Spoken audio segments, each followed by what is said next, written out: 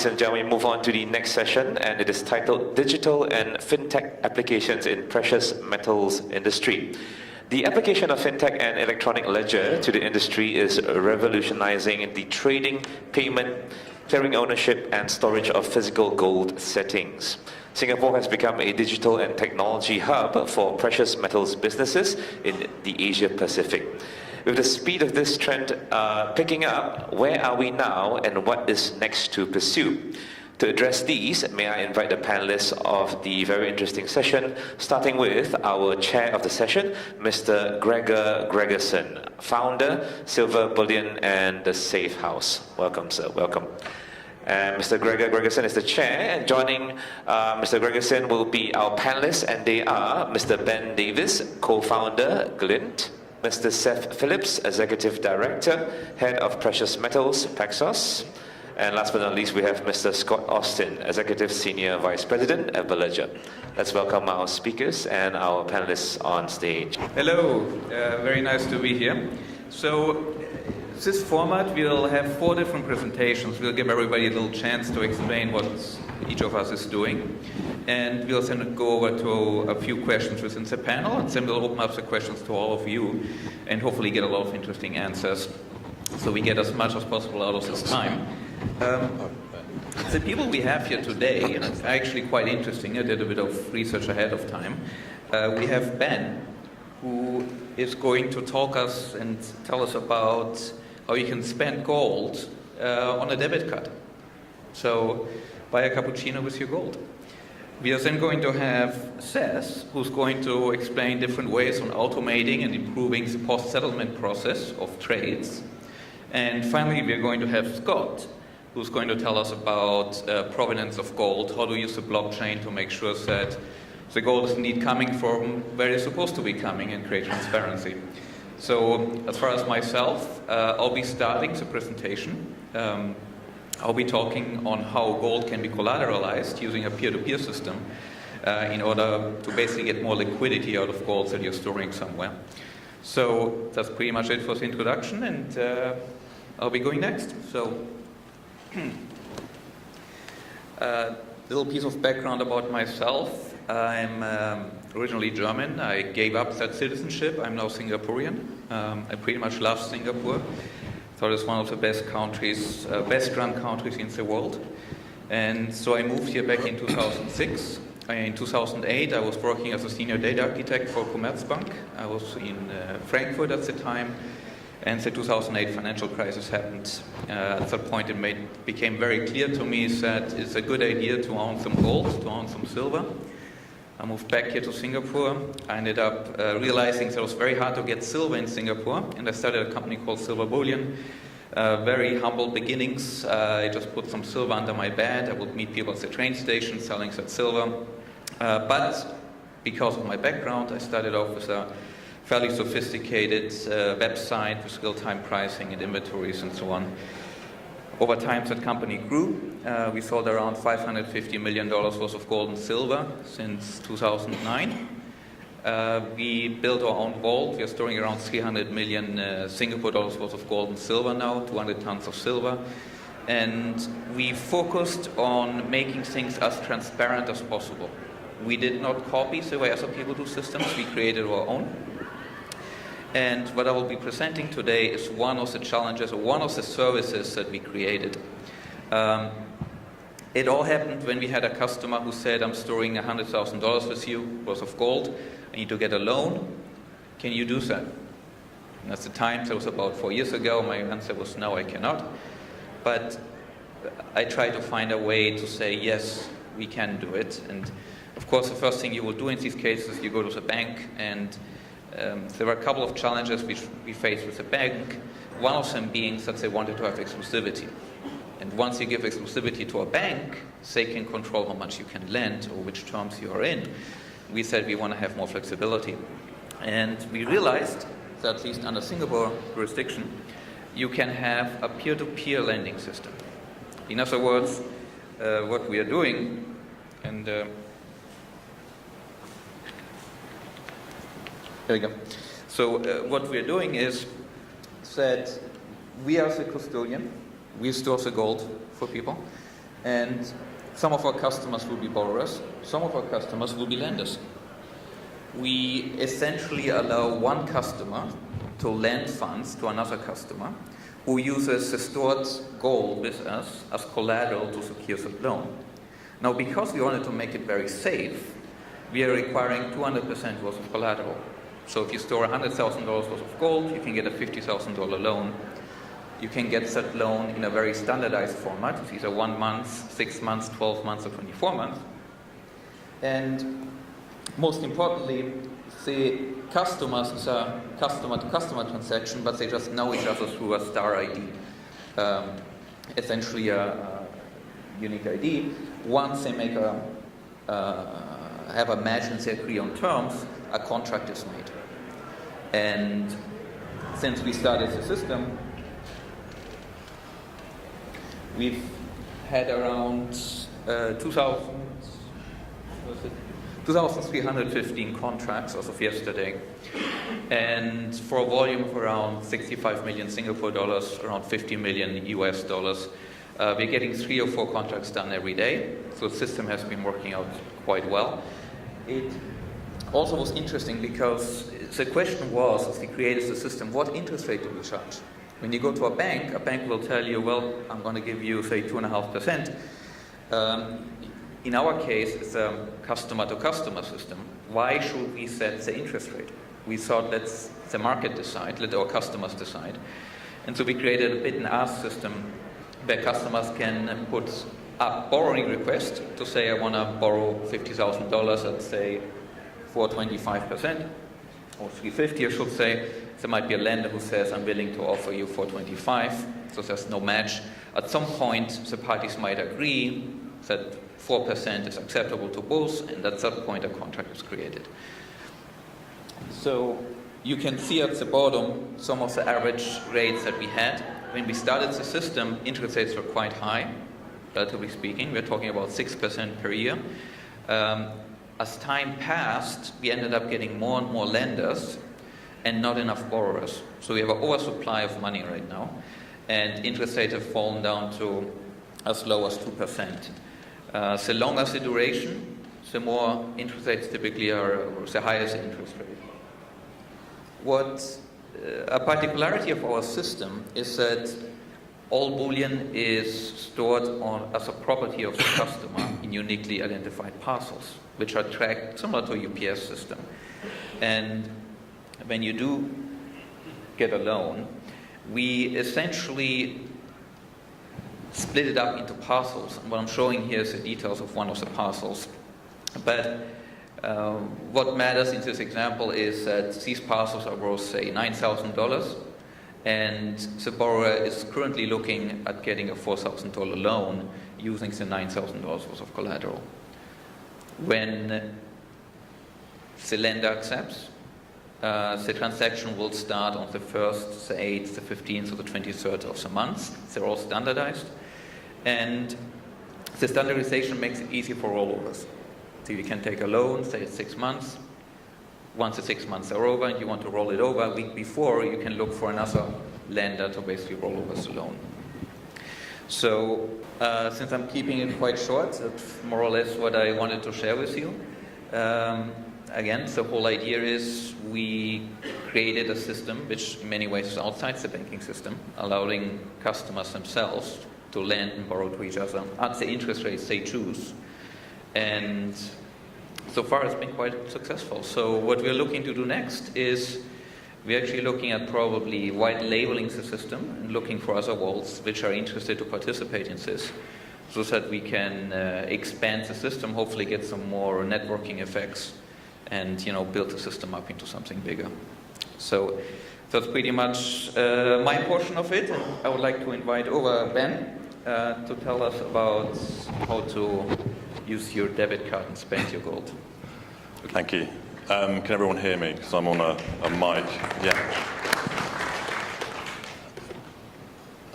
That's fantastic, I think. So we're unlocking liquidity in a different way. But I was going to give a rather long presentation, which I gave in 2011, called The Monetary Singularity. In fact, Kerry, are you over there? Give me a wave. the Gold Symposium. And it was about how you merge technology and gold to create a new payment system, a new monetary system.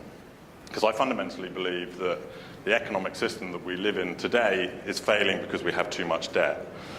But then I sort of remind myself of a quote. Lyndon Johnson reputedly once said to J.F. Calbraith, the esteemed economist, he said, Ken, economics, it's a bit like pissing down your leg. It's kind of hot to you, but it isn't to anyone else. So with that in mind, I thought I'd spare you talking about singularities, law of accelerating returns, diminishing returns as well. And I thought I'd just get to the nub of what we've actually done at Glint, which is we have been able to take physical gold that's historically held in a vault, so this moribund asset, and we've mobilized it in the electronic payment system. So anywhere MasterCard is in the world, you can spend physical gold at the point of sale. We're also independent of that financial system, that electronic system. We can actually send gold value to each other. We can also send multi-currencies. You can swap between physical gold, and it could be Sing dollar, it could be euros. All of that you can do on a mobile-based application, whether it's iOS or Android in the next 6 weeks. So if I may, gentlemen, could we bring up the video? And I'll get out of the way so you can see it. And then I thought afterwards, it would be really good if we could just have some questions from you guys about perhaps the structure, the governance, the provenance, how we've actually done it. And if you haven't got any questions, I'll just talk anyway, because I like talking about Glint, so don't worry about that.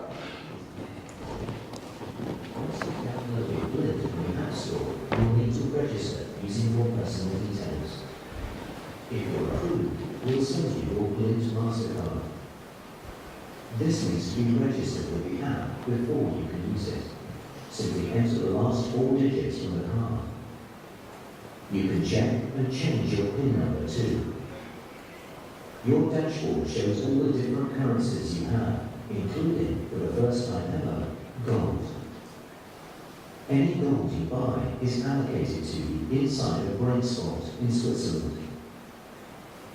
Any national currencies will be stored in a major UK bank in segregated accounts, so both are independent and safe. To top up a wallet with funds, slide the screen down to see the different ways to pay. Then pick one and choose the wallet and the amount. Your funds will appear in the wallet as soon as they've cleared. When you spend with your Glint MasterCard, you can choose exactly which currency wallet it uses. To link a currency to your card, just swipe across. You can even link your gold to the card, then use it to buy the card. The app lets you transfer between gold and pounds instantly. The app will tell you clearly exactly how much you currently have in each wallet and what the exchange rate is before you transfer. If you want to pay a contact via email, just select that person from your address book, then choose the funds you want to send along with the personal message. Glint operates independently of the financial system, but it's totally integrated with it. So if you want to pay a bank account, just set up your payees using their details, then choose the funds and the amount you want to pay. Glint, the global currency, keeping you independent and in control. So that's it. Very simple iOS or Android application. Just to give a summary, you load money in through a card payment or through a bank transfer. So you're taking fiat currency and you're putting it onto the platform that goes into a safeguarded client account, which is held at Lloyds Bank, which is a tier 1 UK bank.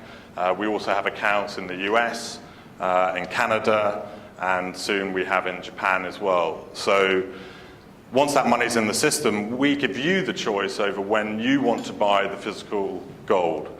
And it's, as you saw, a very clean user experience. So it's very seamless, it's frictionless. The rate is 0.5% to buy physical gold or sell physical gold. So you can actually use it as your international currency. So I travel a lot with this job, as you can imagine. We're trying to open up in regions all over the world. And I'm probably out traveling a month at the moment. And I only use my gold on my card to spend. I never think about the foreign exchange rate. I totally use gold on my Glint card, anywhere MasterCard is. I get very few rejections. It's normally in some obscure place that I shouldn't be in the early hours of the morning.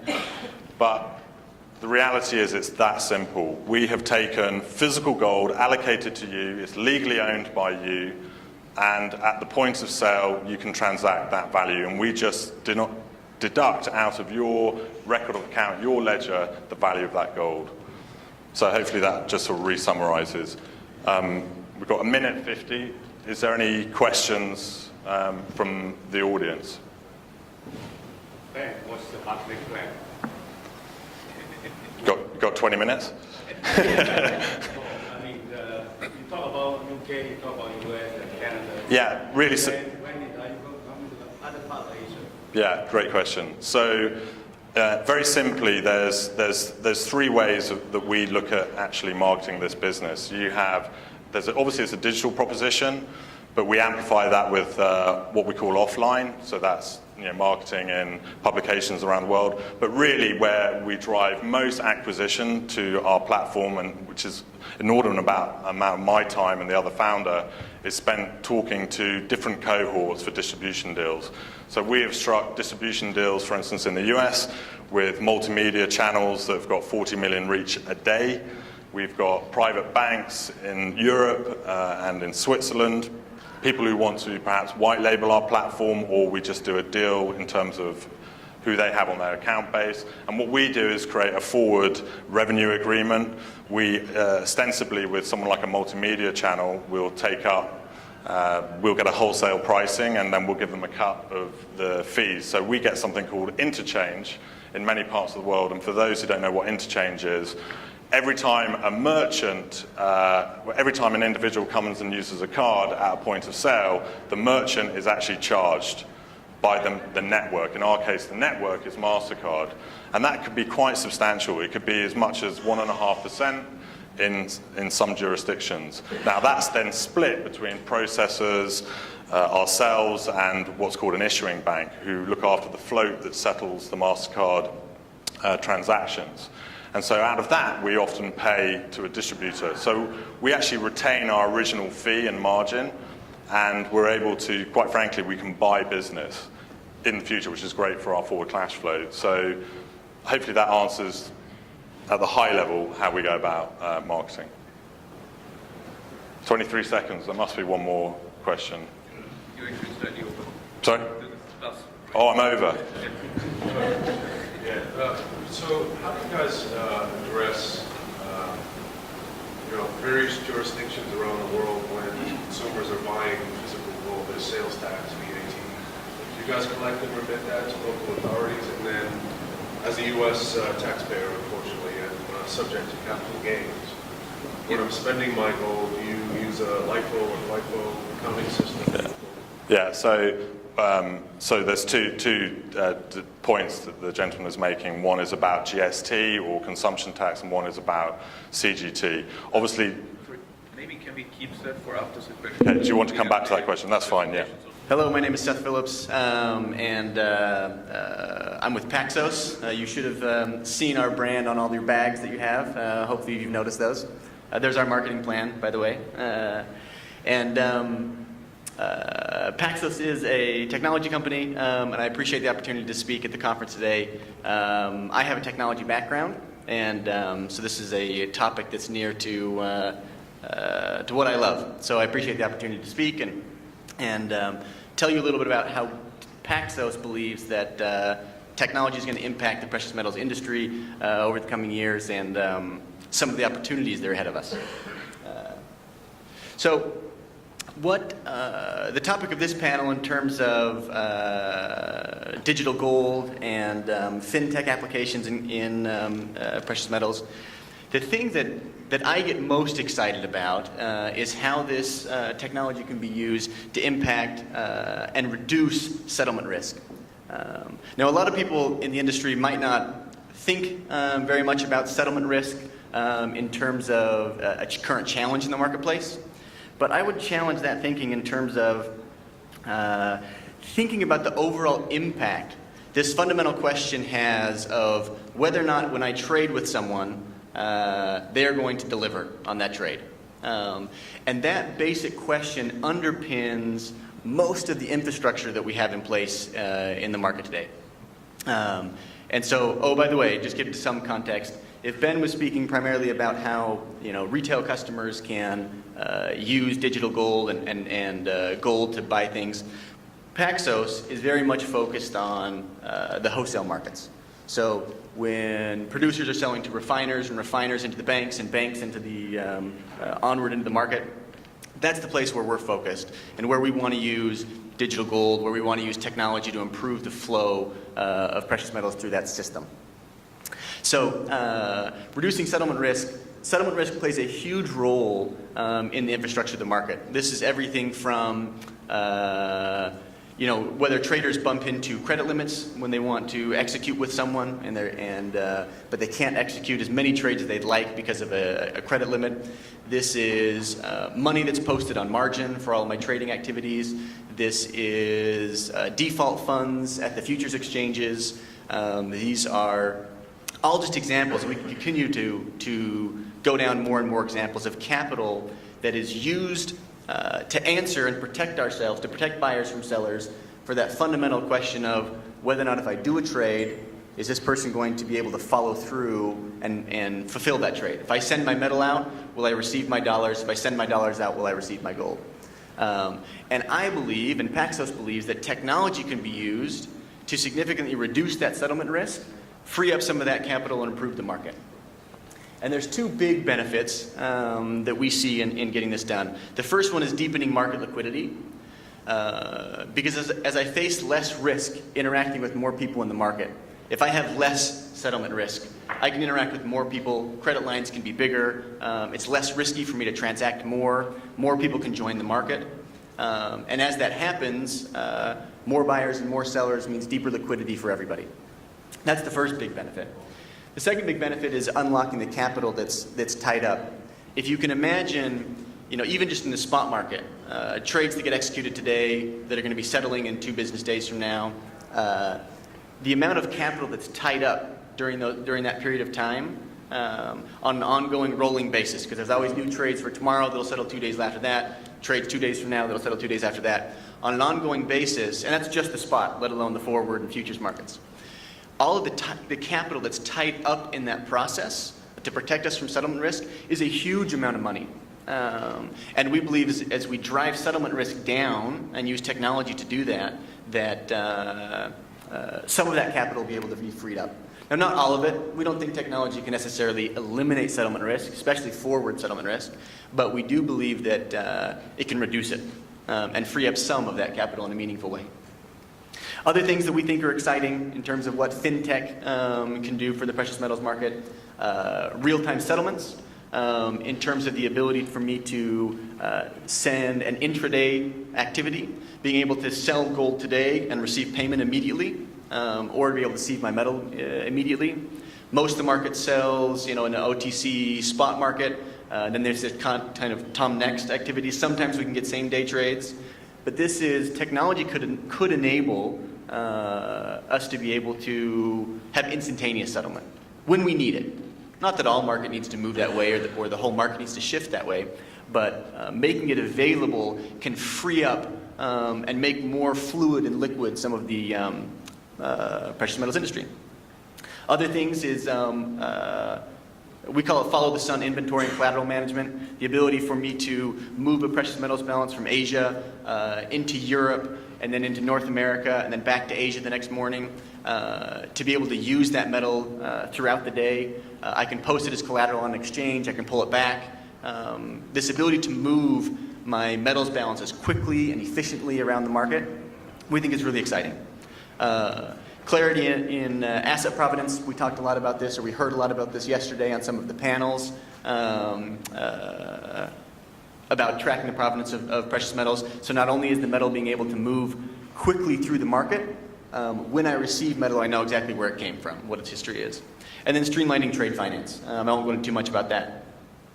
But the last kind of main point that I want to make is that these are really exciting things that could improve our market over the coming years.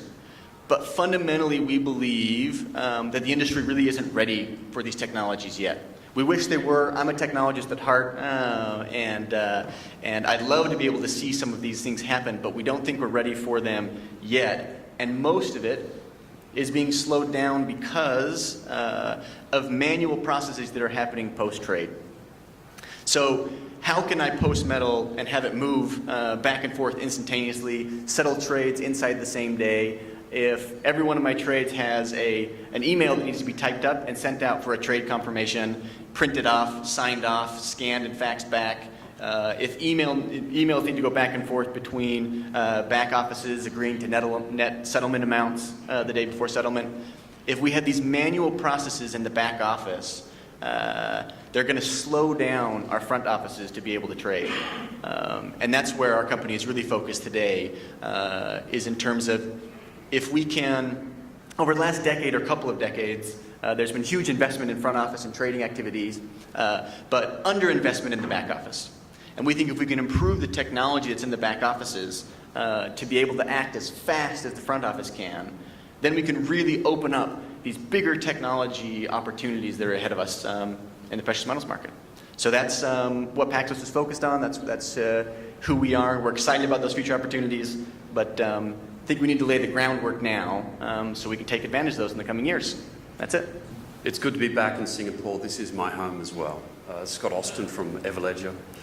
And thank you very much for having us here today.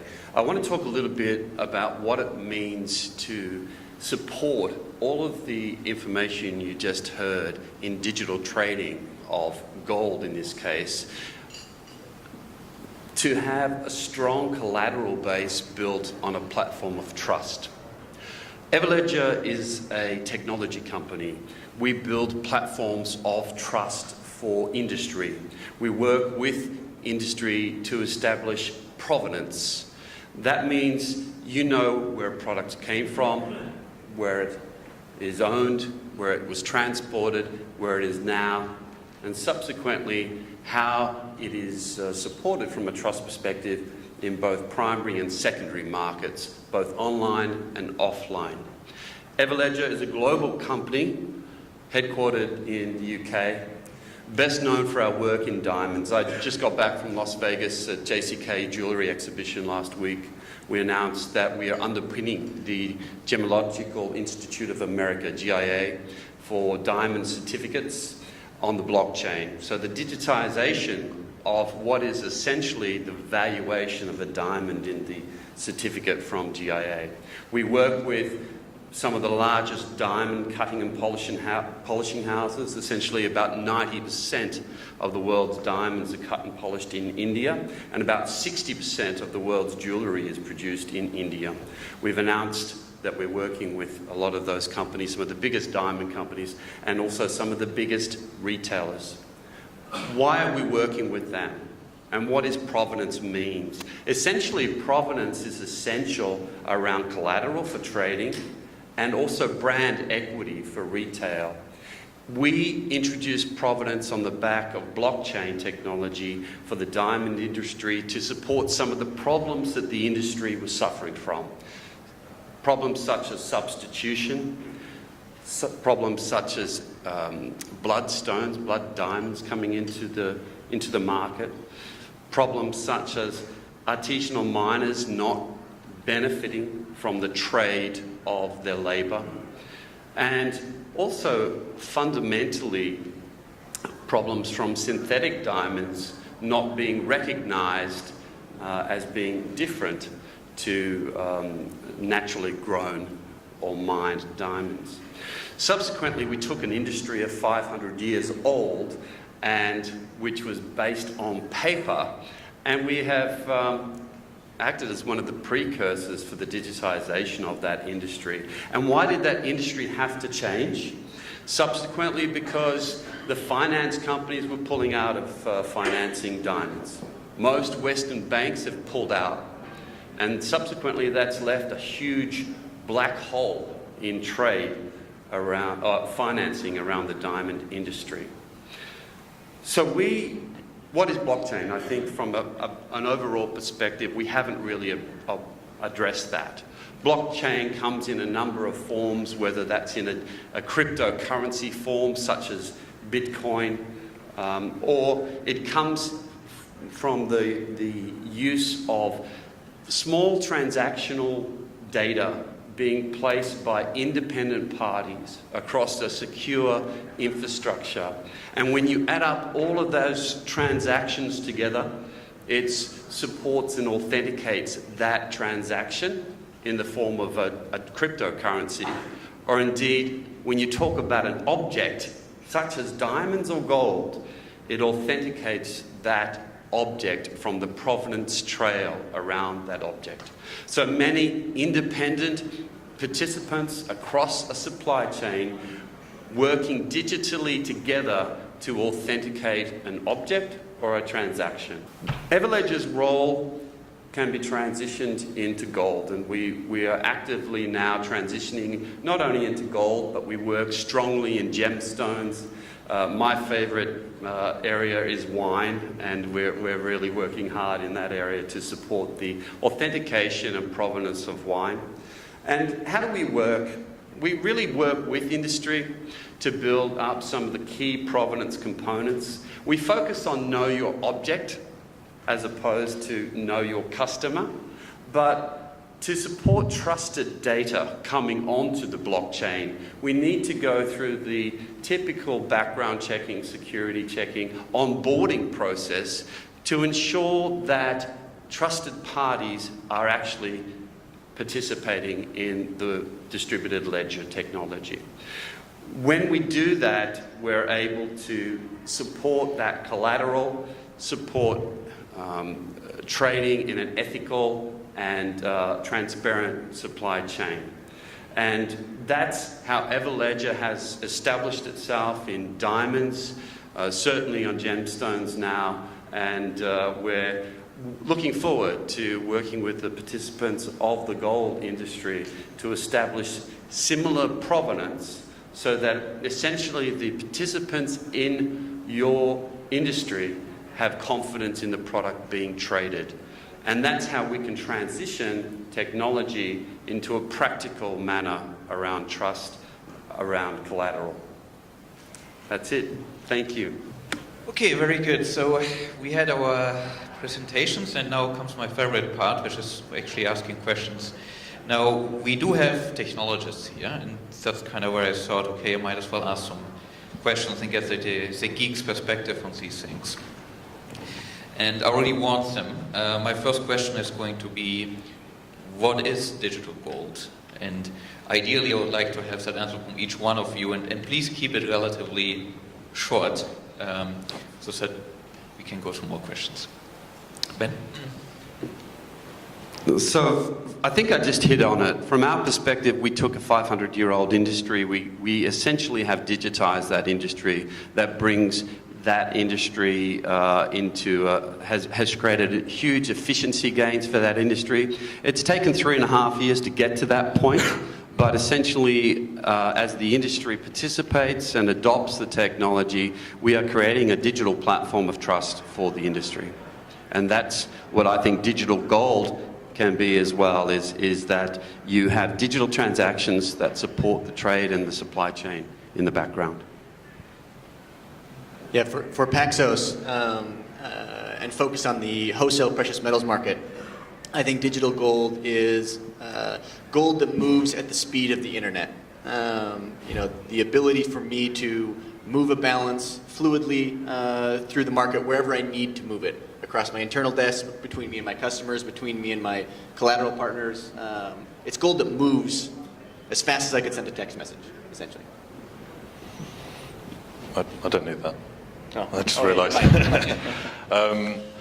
Yeah, you've kind of stolen my thunder, because my speech in 2011 was called the monetary singularity. So I would agree that it's really about meshing the gold asset with the internet and being able to process things seamlessly and in a frictionless way at the speed of the internet. So, and I think, so that's the first point. I think the second point, which has already been addressed, is actually, if you creating an authenticated record of account, I think creates much more trust and efficiency in that whole supply chain. So where that relates to gold, I think those are the two essential components of having digital gold, which, by the way, is completely distinct from crypto gold, which is, in my mind, is a tokenization that is solved by a consensus of the ledger. So, and crypto gold is, I think, a key term here, because when I saw fintech gold, the first thing that comes to my mind is, okay, is that another word for cryptocurrencies? Because that's what so many people are talking about today. And what I, as having a bullion dealer business, I mean, one of the decisions I had to face is, are we going to try and resist crypto, or are we going to try and embrace crypto? And there are people on both sides of that spectrum. But one key experience I had was typically when there's more uncertainty in the world, when something happens that scares people, people tend to flee towards gold. And last August of last year, President Trump basically said and threatened North Korea and said, we're going to rain fire and fury down on the North Korean people. And obviously that created a lot of tension. So being in this business, I expected the price of gold to be going up, physical demand to be going up. And to my surprise, it didn't really do that, or it was just very little. But Bitcoin did. So now I'm starting to ask myself, is Bitcoin the new safe haven asset to go towards? And I think that's my next question to the panelist here. Is, in other words, is Bitcoin a new type of gold? To what degree is it? To what degree is it not? Look, my personal opinion on cryptocurrencies is that they have a place and they're here to stay. I think if you look at the real world of clean crypto, you would have to look at a platform such as Ethereum as probably, if you had to make a bet, I'd be betting on Ethereum as being the platform for cryptocurrencies of the future, because you're seeing real market applications built on top of that. And I think the winner in the crypto space will be the platform that establishes real applications that everyday people use. And I think that's something that from an authority perspective, particularly in the United States, where you've got 52 different states with different crypto laws, you really need to, that process will work itself out. You will have some legitimate legislation supporting cryptocurrency in the future, and Singapore's leading the world in that area. Yeah, I think so. I warned when I first started speaking, saying that my background is in technology. I actually wrote a master's thesis at Columbia University in 2014 on cryptocurrencies and blockchain's application in capital markets. So I love Bitcoin and like the technology behind it. But I think that's an independent question. Whether it is or it isn't a safe haven is probably a separate question from whether it replaces gold's role as a safe haven, which I don't think that it does. I think gold maintains its place in the market as a global asset, but I think cryptocurrencies play a significant role. Beyond that, I think the technology that sits underneath Bitcoin, which our company uses, blockchain technology, and you mentioned yours company does as well. I think that right now is a big buzzword and a hot topic. I think over time that fades to the background. When I get in my car, I want to press the gas. I want the car to go. I don't really need to understand inside the hood how everything works. I just want the car to move, and that's how I think that technology will kind of fall to the background. We want to solve real problems, make our market better, make the precious metals industry work smoother and faster and easier. And whether that's on blockchain technology or a different technology matters less than the fact that the market's just working more smoothly. Yeah, I mean, I think that last sentiment is quite an interesting one, because if you think about SMTP or STMP, if I got that the right way around, i.e. email, we all didn't really trust it because this was a means of a network of communication. Well, who's going to send an email? I mean, I remember I just about started my first job as a trader at Credit Lyonnais at the bank, and suddenly we had this email. You know, and all we did was use it internally, and I never really used it. In fact, Bloomberg had instant messaging, which was way ahead of its time, and that's all I ever used. But of course, like under the hood, I'm not so interested in anymore.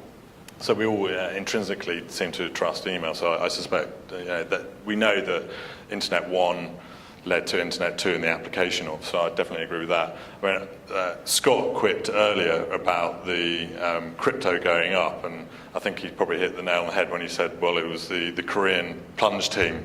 In Korea, they have allegedly a group of technologists that literally go around trying to defraud exchanges of Bitcoin. So I'm sure they probably pumped it up at that point. But yeah, clearly in terms of, I mean, I'm biased as someone who is trying to reintroduce gold in a digital format. The underlying base is clearly physical gold. You know, why are we doing that? Well, we're trying to introduce a grassroots approach, i.e. a free market approach to re-establishing a gold-based standard. If we can get enough people around the world, get that network externality going, and having people transacting in gold, merchants settling in gold, we will undoubtedly underpin and create a much more stable environment for our monetary system. We will not be doing what Trump's doing at the moment, which is just increasing the fiscal balance, which any Eco 101 student knows full well will lead to a debasement of the currency. So I think gold is here to stay, and I think crypto application is fundamentally the way forward in terms of a ledger. So I think, and I pretty much agree with this too, I think that crypto and gold are really complementary. Each one of it has advantages and disadvantages. And you know, back in the early 90s when the internet came, a lot of people were saying that there's only pornography on the internet and nobody else on purpose will ever go on it. And you know, nowadays we're all using internet for everything. So I think the key thing to remember what blockchain gave us is a way to prevent copy and paste. We cannot just copy bitcoins. There's going to be 21 million units out there, and we cannot increase them. And that's a very fundamental quality that gold has. There's only so much of it, and Bitcoin shares some of that, which again makes it interesting as opposed to currencies which are being printed almost at will. Having said all of this, I have one last question, and I think this one Seth will be very well set to answer. Cryptocurrencies, as the name implies, are all based on cryptography, which means that if you ever break that cryptography, then the whole currency basically falls apart. And there's something coming out which are quantum computers, which allow you to basically do transactions much more quickly and potentially break some of these. So there's the fear, or there's plans that are in place on how to prevent these things from happening. So what are the likelihood, and I know you studied a lot of these things, and your background is in this, I mean, do you wonder, are you afraid that we might have quantum computers breaking, say, Bitcoin or Ethereum encryption and creating havoc in the crypto world? Yeah, so two quick thoughts on that. First of all, I'd say that there's two kind of fundamental types of cryptography that are used a lot in blockchains and cryptocurrencies, and one of them is susceptible to quantum computing that might break that down, and if that case happens, we have problems. There's another place though that it's more of a fingerprint of data. It's not so much the data is encrypted and then put on the place. It's just a fingerprint. If I gave you my fingerprint, you can't recreate my whole image of my body. You can identify me, if I show up again. So it's really an identification system more than like an encryption of all the data, of all the details of my body. And so that's pretty safe. The encryption where all the data about me is stored by using some password to encrypt that data, that is subject to and potentially susceptible to quantum computing. But I would say if we have quantum computers that they're still a long ways off from being able to break this type of cryptography. But if they did, really we have all sorts of problems. And this is just one of many in terms of all the data on the internet, all the data that the governments hold are all susceptible in the same way. And so if that happens, it's... Seth, I've got a question. Everyone keeps saying quantum computers, the invention of it, it's light years ahead. But Ray Kurzweil is an individual who coined the phrase the technological singularity. And he talks about technology is moving processes not at 100 years at a time, but at 20,000 years at a time. It's going to happen in the next 50 years. So surely we must be on the cusp of quantum computers perhaps coming to life. Yeah, but I don't think quantum computing is necessarily like a binary, all of a sudden we have them or we don't. It's some gradual, yes, how much they improve. But the numbers, the orders of magnitude are just huge. So quantum computing needs to improve a lot. Not just a little bit, not just come around the corner. We don't just need to turn the corner and we're there and encryption breaks. They need to get, really be light years ahead of where they are today to really start to break that down. Okay, so you heard it. So quantum computer is not going to kill Bitcoin just yet. My guess is that if something like this happens, we have bigger problems. And my guess is that Bitcoin, Ethereum will just freeze their balances at that point in time until they find some sort of solution. Now, having said all of this, I would like to open the questions up to the audience. Arthur? Yes, so maybe... we have time for just one question. Open to the floor? Or yes. Would anybody like to share the taxation question? Do share us your name as well as where you're from? Yes, Jason Toussaint, Responsible Gold, Singapore. So the question was, how do you guys track, GST, VAT, whatever, on the sales purchases of your digital gold product? And then when I'm selling it, do you track capital gains, and how do you report them? Yeah, so I'll answer the capital gains first. So as a financial services organisation, so we're authorised and regulated by the Financial Conduct Authority across the UK and EEA. We also have applied for issuing licences in North America, which means Canada and US, and also Japan. With that comes reporting status, particularly now you've all heard of the General Data Protection Regulations. We are legally obliged under the regulatory bodies to provide a statement. That statement, though, is for you to take to your accountant and decide what taxes you or may not owe. We do not give you advice on that. That's the same if it was a brokerage house. We do, though, do effectively LIFO in terms of the transactions. Certainly that's how I've traded all my life. In a past life, I was an interest rate swap trader and commodities trader, which led me into the gold space. So hopefully that answers that question. The second point about GST or consumption tax, which is the charge that you have above the spot price of gold or at plus premium, potentially if it's fabricated gold, I think is a really good question. So partly the jurisdiction that we chose initially was to have vaults in Zurich. In fact, they're in Brinks and they're under the airport there.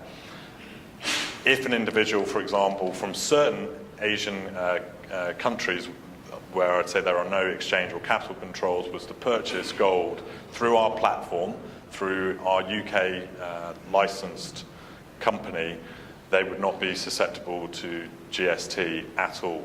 So actually there's a significant tax implication that gives us quite significant pricing power relative to maybe domestic people. However, should those individuals want to redeem the gold, which is absolutely their right, in that event, they have to pay GST, and we'd reimburse them that.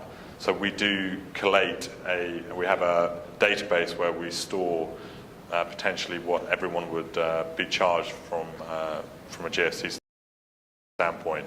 And to be really candid, because I think you have to be very transparent about these things, we are still trying to figure what it means for certain Asian countries where we are looking potentially to launch MasterCard out of Singapore, and that's partly why I'm here beyond this. That gets very tricky, and I think you already know that, and that adds complications. I hope that answers anyway. But I also think the technology brings amazing benefits and transparency to be able to handle taxation in different jurisdictions, and things like customs, VAT, tax back for duty-free items, etc. Even we did a lot of work around the medical cannabis market in the United States and North America. I tell you what, that's a nightmare, because every state has different jurisdiction around that.